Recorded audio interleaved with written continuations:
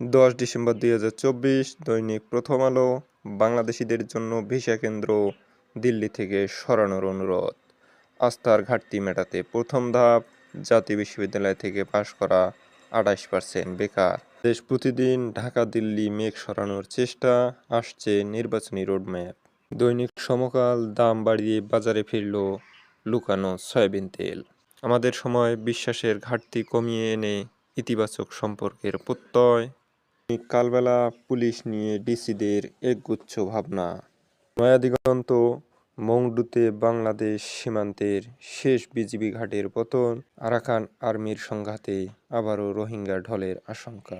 যুগের আলো, পাচারের টাকায় দেশকে অস্থিতিশীল করার চেষ্টা করা হচ্ছে। দৈনিক যুগান্তর, সম্পর্ক এগিয়ে নিতে একমত। বাংলাদেশ ভারত পররাষ্ট্র সচিব পর্যায়ে বৈঠক। আস্থার সংকট কাটিয়ে সুসম্পর্ক এগিয়ে নিতে এক